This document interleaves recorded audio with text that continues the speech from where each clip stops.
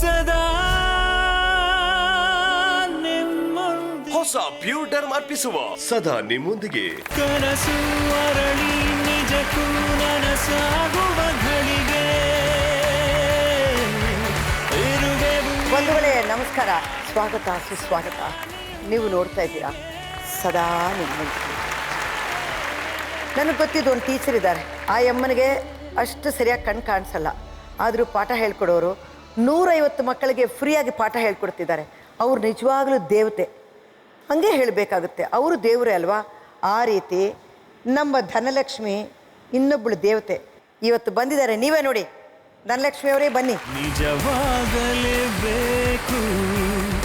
ನಿಮ್ಮ ಕನಸು. ಈಗ ಇವ್ರ ಬಗ್ಗೆ ನಿಮ್ಗೆ ಗೊತ್ತಾದರೆ ನೀವೇ ಹೇಳ್ತೀರಾ ಖಂಡಿತ ಅವ್ರ ದೇವತೆ ಅಂತ. ಚಿಕ್ಕ ವಯಸ್ಸಲ್ಲೇ ತಂದೆ ತಾಯಿನ ಕಳ್ಕೊಂಡಿದ್ದಾರೆ, ಪೋಲಿಯೋ ಅಟ್ಯಾಕ್ ಆಗಿದೆ. ಆಲೋಚನೆ ಮಾಡಿ, ಗಂಡು ಮಕ್ಕಳಾದರೆ ಏನಾದರೂ ಹೆಲ್ಪ್ ಮಾಡ್ಕೊಂಡು ಯಾರಾದರೂ ಹೋಗ್ತಾರೆ, ಹೆಣ್ಮಗು ಬೇರೆ. ನಮಗಾಗಿರೋ ಎಷ್ಟೋ ಕಷ್ಟಗಳಿರುತ್ತೆ ಅಲ್ವಾ? ಹೆಣ್ಮಕ್ಳಾಗಿ ಹುಟ್ಟಿದ ಮೇಲೆ ಅದರಲ್ಲೂ ಪೋಲಿಯೋ ಬೇರೆ ಎಲ್ಲ ಇದ್ರೂ ಖಂಡಿತ ನಂತರ ಕಷ್ಟಪಡೋ ಭಾಳ ಜನಕ್ಕೆ ನಾನು ಸಹಾಯ ಮಾಡಬೇಕು ಅಂತ ತೀರ್ಮಾನ ಮಾಡಿಕೊಂಡಿದ್ದಕ್ಕೆ ಇನ್ನೂ ಸಹಾಯ ಮಾಡ್ತಾ ಇದ್ದಾರೆ ಈ ದೇವತೆ.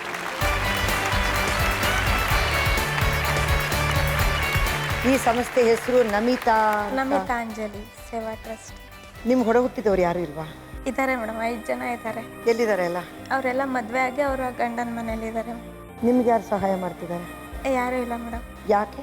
ಅವ್ರವರು ಸಂಸಾರ ಅವ್ರವ್ರಿಗೆ ಹೆಚ್ಚಿರುತ್ತಲ್ಲ ಮೇಡಮ್, ಹಂಗಾಗಿ ಅವರು ನನ್ನನ್ನು ಕರೆದಿಲ್ಲ, ನಾನು ಕೂಡ ಅವ್ರ ಸಹಾಯ ಕೇಳಿಲ್ಲ ಮೇಡಮ್. 13 ಜನನ ಸಾಕ್ತಾ ಇದ್ದೀರಲ್ಲ, ಹೇಗೆ ಸಾಕ್ತಾ ಇದ್ದೀರಾ? ಹೇಗೆ ಸಾಧ್ಯ ಆಯಿತು? ಮೇಡಮ್ ನಾನು ಬುಟ್ಟಿ ಎಣಿತಿದ್ದೆ, ಮತ್ತು ಟೈಲರಿಂಗು, ಪವರ್ ಮಿಷನಲ್ಲಿ ಟೈಲರಿಂಗ್ ಮಾಡ್ತೀನಿ. ಓ, ಮತ್ತು ಈ ಕಾಲಿನ ತೊಂದರೆ ಬರಲ್ಲ? ಆದರೆ ಇಲ್ಲ ಪವರಲ್ಲಿ ಕೈಯಲ್ಲಿ ಹೊಲಿಬೋದು ಮೇಡಮ್. ಮತ್ತು ಇದು ಸ್ಟೋನ್ಗಳು, ಬಳೆಗಳಿಗೆ ಸ್ಟೋನ್ ಹಾಕ್ತಾರಲ್ಲ ಮೇಡಮ್, ಅದನ್ನು ಮಾಡ್ತೀನಿ. Hats off to you Dhanalakshmi. ನಾವು ನಿಮ್ಮ ಜೊತೆಲಿ ಕೈ ಜೋಡಿಸಿದ್ವಿ, ಏನು ಮಾಡಬೇಕು ಅಂತ ಹೇಳಿ. ಮೇಡಮ್ ನಾನು ಈಗ 1 ಇಯರಿಂದ ಉಪ್ಪಿನಕಾಯಿ ಇದನ್ನು ವ್ಯಾಪಾರನ ಸ್ಟಾರ್ಟ್ ಮಾಡಿದ್ದೀನಿ. ಓ, ಮನೆಯಿಂದನೇ ಉಪ್ಪಿನಕಾಯಿನ ಮಾಡಿ ಬ್ಲೈಂಡ್ಸ್ ಮಕ್ಕಳಿದಾರಲ್ಲ, ಹೌದು, ಅವ್ರ ಕಾಣಿಸೋರ ಜೊತೆಲಿ ಕೊಟ್ಟು ಕಳಿಸ್ತೀನಿ ಮೇಡಮ್. ಯಾರು ಕೇಳ್ತಾರೆ ಅವರಿಗೆ ಉಪ್ಪಿನಕಾಯಿನ ಮಾಡಿ ಕೊಟ್ಟು ಕಳಿಸ್ತೀನಿ. ಬರೀ ಉಪ್ಪಿನಕಾಯಿ? ಉಪ್ಪಿನಕಾಯಿ. ಇತ್ತೀಚೆಗೆ ಸ್ವಲ್ಪ ಇದು ಉಪ್ಪಿನಕಾಯಿ ವ್ಯಾಪಾರ, ಅವ್ರಿಗೂ ಬಿಸಿಲಲ್ಲಿ ಓಡಾಡೋದು ತುಂಬ ಕಷ್ಟ ಆಗುತ್ತೆ ಮಕ್ಕಳಿಗೆ. ಅದಕ್ಕೋಸ್ಕರ ಒಂದು ಅಂಗಡಿ ಇಟ್ಕೊಂಡು ಅದರೊಳಗಡೆನೆ ಅಂಥ ಮಕ್ಕಳಿಗೆ ಅಲ್ಲೇ ಕೆಲಸ ಕೊಟ್ಕೊಂಡು ಕೆಲಸ ಮಾಡಿಸಿದ್ರೆ ಅಂಗಡಿ ವ್ಯಾಪಾರನೂ ಆಗುತ್ತೆ, ನನ್ನ ಜೀವನನೂ ಆಗುತ್ತೆ, ಅವ್ರ ಜೀವನನೂ ನಡೆಯುತ್ತೆ. ನೀವು ಎಷ್ಟು ತನಕ ಓದಿದ್ದೀರಾ ಧನಲಕ್ಷ್ಮಿ? 2nd PUC ಓದಿದ್ದೀನಿ ಮೇಡಮ್. ಕಂಪ್ಯೂಟ್ರು ಎಲ್ಲ ಬರುತ್ತೆ. ಆದ್ರೂ ಒಂದು ಮಾರ್ಕೆಟಿಂಗ್ ಲೆವೆಲಲ್ಲಿ ಇಷ್ಟು ಚೆನ್ನಾಗಿ ಆಲೋಚನೆ ಮಾಡ್ತಾ ಇದ್ದೀರಲ್ಲ, ಹ್ಯಾಟ್ಸ್ ಆಫ್ ಟು ಯು. ಇವತ್ತು ನಿಮಗೆ ಕೈ ಜೋಡಿಸೋಕ್ಕೆ ಯಾರು ಬರ್ತಾರೆ ಅಂತ ನೋಡೋಣ. ಟಗರು ಸಿನಿಮಾ ಚೆಲುವೆ ಮಾನ್ವಿತಾ ಹರೀಶ್ ಇವರಿಗೆ ಕೈ ಜೋಡಿಸೋಕ್ಕೆ ಇವತ್ತು ಬಂದಿದ್ದಾರೆ. Please welcome Manvita Harish.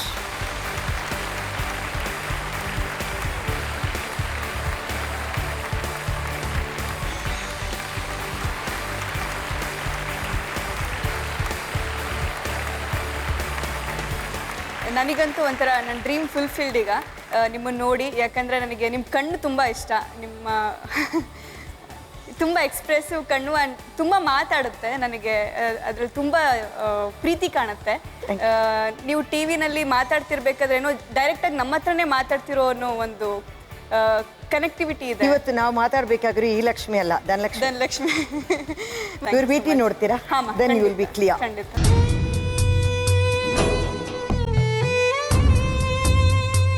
ನನ್ನ ಹೆಸರು ಧನಲಕ್ಷ್ಮಿ ಅಂತ. ನಂದು ಊರು ಬಂದು ಮಂಡ್ಯ ಜಿಲ್ಲೆ ಕೇರ್ಪೇಟೆ ತಾಲೂಕು. ನಾನು 13 ವರ್ಷ ವಯಸ್ಸು ಹುಡುಗಿ ಇದ್ದಾಗಲೇ ನಮ್ಮ ಅಪ್ಪ ಅಮ್ಮ ತೀರ್ಕೊಂಬಿಟ್ರು. ಅವ್ರು ತೀರ್ಕೊಂಡ್ಮೇಲೆ ಚಿಕ್ಕಪ್ಪ ಚಿಕ್ಕಮ್ಮ ಕರ್ಕೊಬಂದು ಅವ್ರ ಮನೇಲಿ ಇಟ್ಕೊಂಡಿದ್ರು ಕೇರ್ಪೇಟೆ ತಾಲೂಕಲ್ಲಿ. ನಾನು ಮತ್ತೆ ಈ ಥರನೇ ಕೆಲಸ ಮಾಡ್ಕೊಂಡು ಹೋದರೆ ನನ್ನ ಫ್ರೆಂಡು ಕನಸನ್ನ ನಾನು ನನಸು ಮಾಡೋಕ್ಕಾಗಲ್ಲ ಅಂತ ಹೇಳಿ ಮತ್ತೆ ನಾನು ಸ್ವಂತ ನಾನೇ ಓಪನ್ ಮಾಡಿದೆ.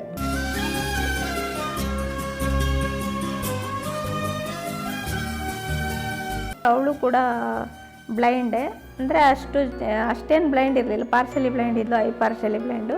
ಅವಾಗಿಂದ ಪರಿಚಯ ಆಗಿ ನಾನು 10th ಮುಗಿಯೋವರೆಗೂ ತುಂಬ ಹೆಲ್ಪ್ ಮಾಡಿದ್ದಾಳೆ. ನಮ್ಮ ಅಪ್ಪ ಅಮ್ಮ ಮನೇಲಿದ್ರೂ ನನ್ನನ್ನು ಕರ್ಕೊಂಡೋಗಿ ಮನೆ ಹತ್ರ ಬಿಡೋದು, ತನ್ನ ಮನೆಗೆ ಕರ್ಕೊಂಡೋಗಿ ನನಗೇನು ಬೇಕೋ ಅದನ್ನೆಲ್ಲ ಕೊಡಿಸೋದು, ಅದನ್ನೆಲ್ಲ ಮಾಡ್ತಾಯಿದ್ಲು. ಮತ್ತು ಅವಳು ಏನೋ ಅವ್ರ ಮನೇಲಿ ಏನೋ ಹೇಳಿದ್ರು ಅಂತ ಪಾಪ ಸೂಸೈಡ್ ಮಾಡ್ಕೊಂಬಿಟ್ಲು. ನಾನು ನಿಜವಾಗ್ಲೂ ಆ ಟೈಮಲ್ಲೇ ನನಗೆ ಅಪ್ಪ ಅಮ್ಮಂಗಿಂತ ತುಂಬ ಪ್ರಬಲತೆ ಕೊಟ್ಟು ನನ್ನನ್ನು ಮುಂದೆ ತಂದಿದ್ದೆ ಪಾಪ ಅವಳು. ಆದರೆ ಆ ಸಮಯದಲ್ಲಿ ನಾನು ಅವಳನ್ನು ಕಳ್ಕೊಂಬಿಟ್ಟೆ. ಅವಳು ಏನು ಹೇಳ್ತಾ ಇದ್ಲು, ಪದೇ ಪದೇ ನಾವು ಈ ಥರ ಎಲ್ಲರಿಗೂ ನೋಡ್ಕೊಳ್ಳೋ ಅಂಥ ಒಂದು ಚಿಕ್ಕ ಮನೆ ಮಾಡಿ ನಾವು ಹೆಲ್ಪ್ ಮಾಡೋಣ ಕಣೆ ಅಂತ ಹೇಳಿ ತುಂಬ ಹೇಳ್ತಾ ಇದ್ಲು ಸರ್.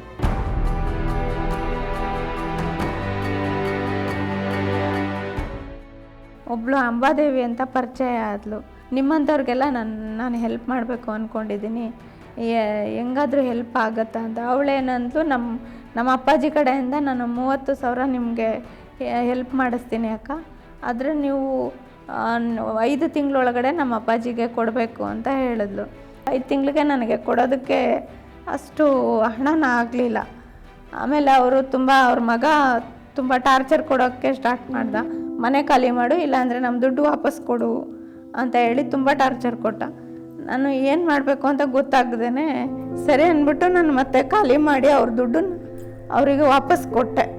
ಆಮೇಲೆ ಇಲ್ಲಿ 30,000ಕ್ಕೆ ಬೀರೇಶ್ವರ ನಿಲಯದಲ್ಲಿ ನನಗೆ ಮನೇನ ಕೊಟ್ಟರು, ಅವರು ಕೊಡಿಸಿದ್ರು. ಹಾಗಾಗಿ ಬೇರೆ ನನ್ನ ಸ್ವಂತ ಉದ್ಯೋಗದಿಂದ ಏನಾದರೂ ಒಂದು ಕೆಲಸನ ಮಾಡಿ ಅಂಥ ಮಕ್ಕಳಿಗೆ ಹೆಲ್ಪ್ ಮಾಡಬೇಕು ಅಂತ ಅಂದ್ಕೊಂಡಿದ್ದೀನಿ. ಅದಕ್ಕೋಸ್ಕರ ನನಗೆ ಹಣಕಾಸು ವ್ಯವಸ್ಥೆ ಆಗದೇ ಇರೋದ್ರಿಂದ ತುಂಬ ಕಷ್ಟದಲ್ಲಿ ಮುಂದೆ ಏನು ಮಾಡಬೇಕು ಅಂತ ತೋಚ್ತಾ ಇಲ್ಲ.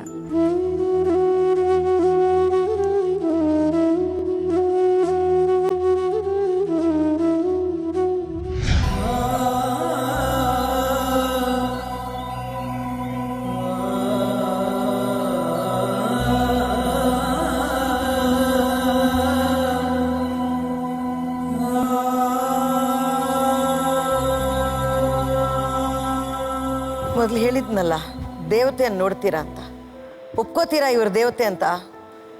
ದೇವ ಮನುಷ್ಯ ರೂಪೇಣ ಅಂತ ದೇವರು ಈ ಅಮ್ಮನ ರೂಪದಲ್ಲಿ ಬಂದು ಇವ್ರನ್ನೆಲ್ಲ ಕಾಪಾಡ್ತಾ ಇದೆ.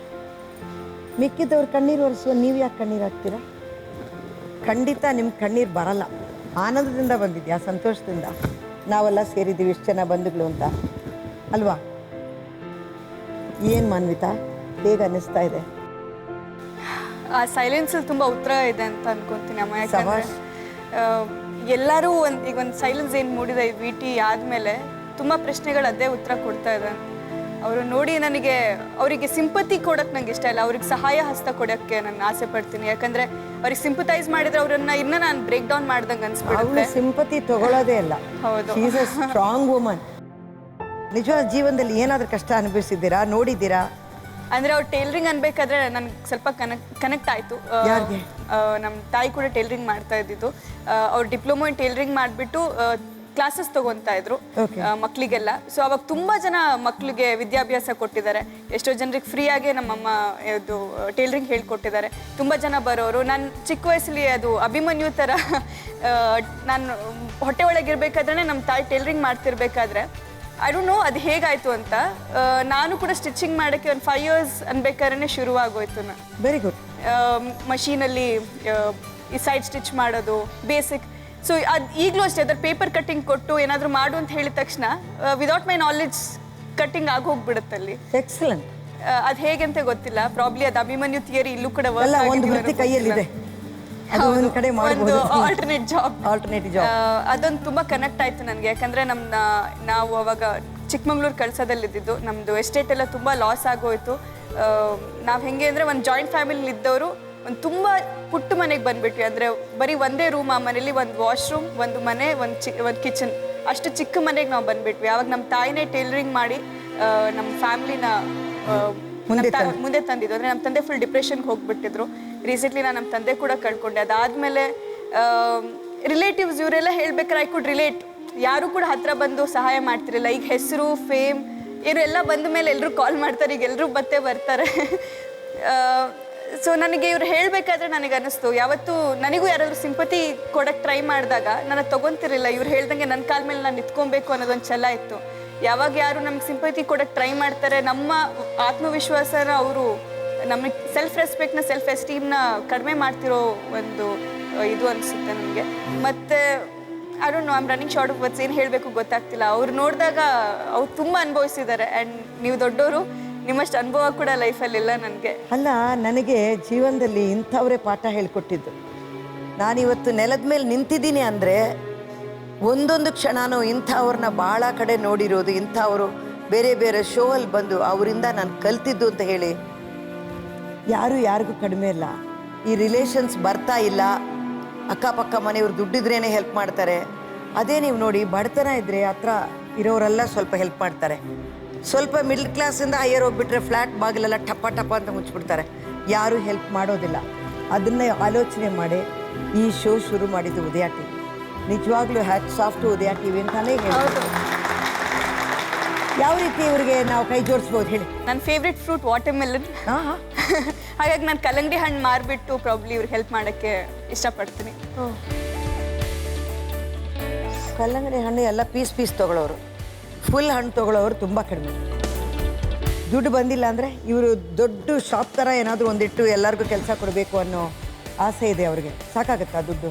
ಇಲ್ಲ, ನಾನು ನನ್ನ 100% ನಾನು ಖಂಡಿತವಾಗ್ಲೂ ಕೊಡ್ತೀನಿ. ಯಾಕೆಂತ ಹೇಳಿದ್ರೆ ವಾಟರ್ಮೆಲನ್ ಕಟ್ ಮಾಡೋದು ಅಥವಾ ಪ್ರತಿಯೊಂದು ಅದು ತುಂಬ ಪ್ರೊಫೆಷ್ನಲಾಗಿ ಕಟ್ ಮಾಡೋಕ್ಕೆ ಬರದೇ ಇದ್ರೂ ಕೂಡ ಅಲ್ಲಿ ಯಾರಿರ್ತಾರೆ ಅವ್ರ ಜೊತೆ ಸಹಾಯ ತೊಗೊಂಡು ಅವ್ರ ಹತ್ರ ಹೆಲ್ಪ್ ತೊಗೊಂಡು ಖಂಡಿತವಾಗ್ಲೂ ಮಾಡಿ, ಜೊತೆಗೆ ಸೆಲ್ಫೀಸ್ ಅದು ಇದು ತೊಗೊಳಕ್ಕಂತೂ ಖಂಡಿತವಾಗ್ಲೂ ಬರ್ತಾರೆ. ಹೇಳ್ಬಿಡಿ ಒಂದೇ ಮಾತು, ನೀವು ನೋಡಿ ಇವತ್ತು ನಾನು ಟಗರು ಇದನ್ನು ಕೊಡ್ತೀನಿ, ಫುಲ್ ಹಣ್ಣು, ದುಡ್ಡು ಕೊಡು, ನೋ ಪೀಸಸ್ ಅಂತ ಅಲ್ಲೊಂದು ಹಾಕಿ 100% ನೀವು ಹೇಳ್ದಂಗೆ ಹಾಕ್ಬಿಟ್ಟು ಧೈರ್ಯನೇ ಸುಮ್ಮನೆ ಹೊಡಿಯೋದು ಕೊಟ್ಬಿಡ್ತಾರೆ.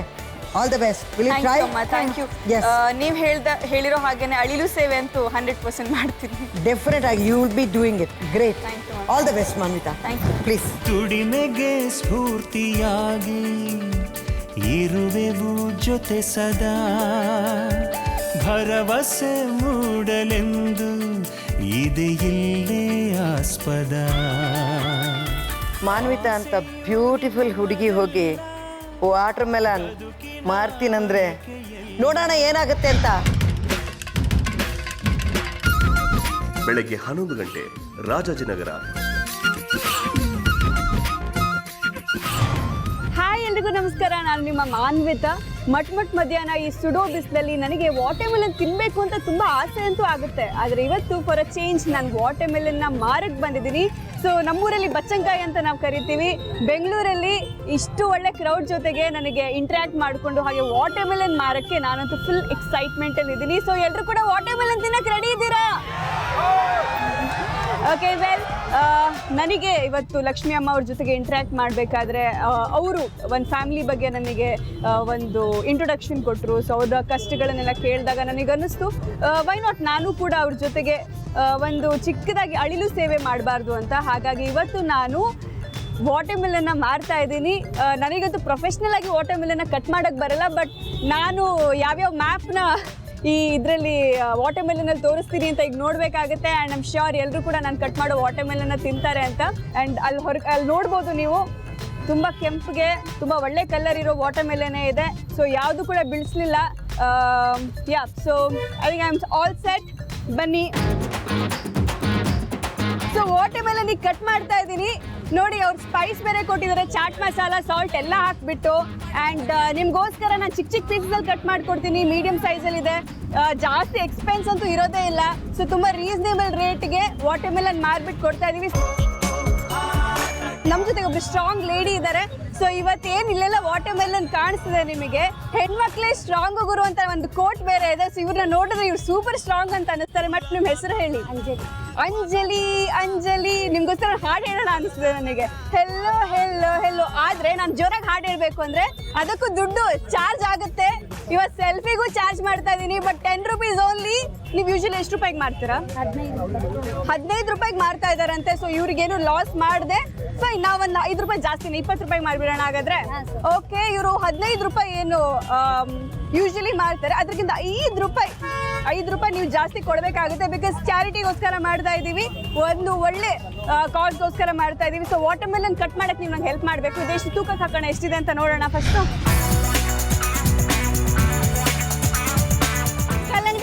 ಕಲ್ಲಂಗಡಿ water melon, cool water melon ಬಿಸಿಲಿಗೆ. ಮತ್ತೆ ಶಿವಣ್ಣ ಅವ್ರಿಗೆ